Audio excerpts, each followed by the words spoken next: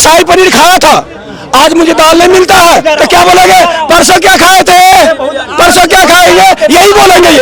अरे आज का ताजा खबर बोल, 10 साल का दरमियान के बारे में बताओ। अच्छे दिन तो नहीं मिले, चेहरा मायूस मिला है और जुमलेबाजी करने वाला उम्दा जासूस मिला है। जिधर देखो उधर भुखमरी और बेरोजगारी का मंजर है। हिंदुस्तान की सत्ता को जब से मनहूस मिला है।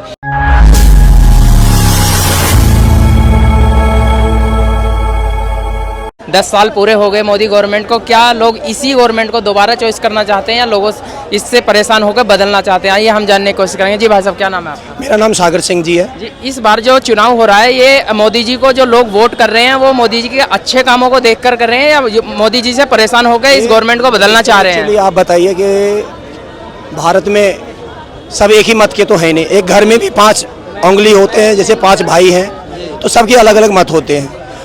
पहले 5 साल तो विदेश के दौरा करते रहे, बेवकूफ़ बनाए। 14 में 19 में फिर जनता को विश्वास हुआ था काला धन आ जाएगा, 15 लाख आ जाएगा, 2 करोड़ आदमी को नौकरी मिल जाएगा, महंगाई का मार सह जाएगा, ख़त्म हो जाएगा।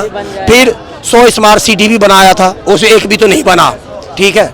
उसके खातिर जनता ने दूसरी बार 19 में ले आए, ठीक है। उसके बाद ये 19 में से लेके जो 24 आए, 24 में जब आए तो देख लिया जनता कि कितने हम बेरोजगार के टारगेट पे हैं, कितने कर्जे के टारगेट पे हैं, कितने घर बेघर हो रहे रोज। आज दिल्ली के अंदर यूपी से, उत्तराखंड से, छत्तीसगढ़ से रोज ट्रेन में 2-2 महीने के बच्चे लेके, कोई 6 महीने के बच्चे लेके, कोई 8 महीने के बच्चे लेके, कोई 2 साल के बच्चे लेके, 4 बच्चे लेके आप स्टेशन पे खड़ा रहिए। अपने पति उसके लेके, उसका कोई ठिकाना नहीं है, वो स्टेशन पे रह रहा है अपने घर परिवार छोड़ के, क्यों वहाँ रोजगार नहीं है। रोजगार रहते देश के अंदर पहले शिक्षा की बात हो, स्वास्थ्य की बात हो, रोजगार की बात हो, लेकिन जो भारतीय जनता पार्टी की सरकार है वो सिर्फ लोगों को मुद्दे से भटकाने का काम करती है। जो मुद्दे हैं, बुनियादी मुद्दे शिक्षा है। जब लोग शिक्षित होंगे तो अपने अधिकारों के बारे में जानेंगे, और ये सरकार नहीं चाहती लोग शिक्षित हो। आपने IIT और IIM का कहा, आप मुझे एक बता दीजिए जमीन पर एक IIT और IIM हो, सिर्फ किताबों में है ये। बोला था दरभंगा में अच्छे दिन तो नहीं मिले, अच्छे दिन तो नहीं मिले, चेहरा मायूस मिला है और जुमलेबाजी करने वाला उम्दा जासूस मिला है। जिधर देखो उधर भुखमरी और बेरोजगारी का मंजर है। हिंदुस्तान की सत्ता को जब से मनहूस मिला है, तो ये समझ लीजिए चारों तरफ बेरोजगारी है। और ये बात कहते हैं कि प्रधानमंत्री नरेंद्र मोदी बनेंगे। 4 साल की अग्निवीर की व्यवस्था लेके आते हैं देश के नौजवानों के लिए, जो देश का भविष्य है।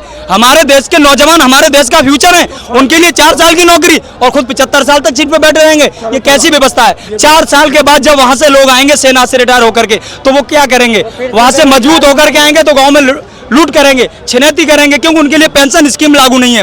आप 6 बार अगर विधायक बनेंगे, 3 बार सांसद बनेंगे, आप 5-5 बार पेंशन लेने का काम करेंगे, लेकिन देश का शिक्षक जो देश को सबसे सुदृढ़ बनने का काम करता है, देश को मजबूत बनाने का काम करता है, उस शिक्षक को आप पेंशन नहीं देंगे।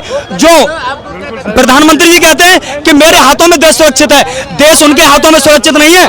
यह देश जब सुरक्षित है जब इस किसान का बेटा उस सीमा पर खड़े होकर के रात के 12 बजे खड़े होकर देश की सजग प्रहरी बनकर देश की रक्षा करता है, तो वो जी हमारा देश सुरक्षित है। आप उस किसान के बेटे को पेंशन नहीं देंगे, आपके विधायक, आपके सांसद 5-5 बार पेंशन लेंगे, 70-70 हजार करोड़ के घोटालेबाज आपकी पार्टी में आ जाएंगे। आप भ्रष्टाचार की बात करेंगे, किस मुंह से भ्रष्टाचार की बात करते हैं? आप महिला सशक्तिकरण की बात करेंगे, लेकिन मणिपुर के अंदर एक कारगिल योद्धा की पत्नी के लिए अर्धनग्न करके दौड़ाया जाता है, तब आपकी कहां संवेदनाएं चली जाती हैं? जुमलेबाजी करने से देश नहीं चलता है। देश जुमलेबाजी से नहीं, देश सिर्फ चलता है काम करना है, जनता की बात को सुनना है। सिर्फ मन की बात करने से काम नहीं चलता है, आपको जनता के दिल की बात भी सुननी चाहिए। आप सिर्फ अपने मन की बात करते हैं, मन की बात मत करिए, जनता के दिल की बात को सुनिए। भैया मणिपुर क्या था? मणिपुर क्या था बताइएगा जरा।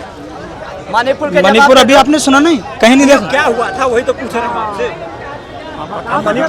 जैसे कंगना, ये वही है जैसे कंगना रनौत बताती है ना, 2014 में देश आजाद हुआ और देश के पहले प्रधानमंत्री सुभाष चंद्र बोस, जो कंगना रनौत बताती है वही बात कर रहे हैं। मणिपुर क्या था वही तो पूछ रहा हूँ, बताइए ना। मणिपुर मैंने बता दिया, मणिपुर में एक महिला का शोषण किया हुए थे, मणिपुर करके घुमा वही तो पूछ रहा हूँ, उसको क्या बोला जाता है? हमने रामायण देखा और बाद में जो बगल में बैठे थे बुजुर्ग, उससे पूछा कि सीता किसकी वाइफ थी, वो ये है। ये भारत में नहीं रहते, ये हांगकांग में रहते थे। एक हजार पूछ रहे मणिपुर क्या था। ये बोल रहे हैं आप हांगकांग में रहते हो, जो मणिपुर का पता नहीं है। भैया मणिपुर हुआ था कम्युनल वायलेंस, ठीक है। कम्युनल वायलेंस भारत में कब हुआ है? कम्युनल वायलेंस 84 में हुआ था सरदारों। लॉ एंड ऑर्डर की व्यवस्था किसके हाथ में अरे है वहाँ? भैया, लॉ एंड ऑर्डर कहाँ जानते हो? अच्छा मैं अरे ठीक है चलो, ये कह रहे हैं मणिपुर देश की महिला रेसलर, देश की महिला रेसलर, इनको ये पता नहीं महिला रेसलर किसे कहते हैं? ये गोल्ड मेडल भी नहीं जानते होंगे। गोल्ड मेडल क्या होता है? जो कहाँ तक पढ़े हो? मैं अनपढ़ हूँ, लेकिन देश की संवेदना, महिलाओं की संवेदना जानता हूँ। मैं जिस माँ के पेट से पैदा हुआ उसका दर्द जानता हूँ। मैं देश की महिला रेसलर की बात कर रहा हूँ, महिला सशक्तिकरण की बात कर रहा हूँ मैं। महिला सशक्तिकरण। आप पंडित जवाहरलाल नेहरू के जमाने की बात मत करिएगा। आप भूतकाल में मत जाइए। परसों हमने शाही पनीर खाया था, आज मुझे दाल नहीं मिलता है, तो क्या बोलेंगे? परसों क्या खाए थे, परसों क्या खाएंगे, यही बोलेंगे ये। अरे आज का ताजा खबर बोल, 10 साल का दरमियान के बारे में बताओ। 73 साल पीछे नहीं जाओ, 73 साल पीछे मत जाओ मुझसे। हमें 10 साल का नया कहानी बताओ, 19 से लेके 14 से लेके ये 24 तक का उसकी कहानी बताइए। आगे की बात हमें मत सुनाइए।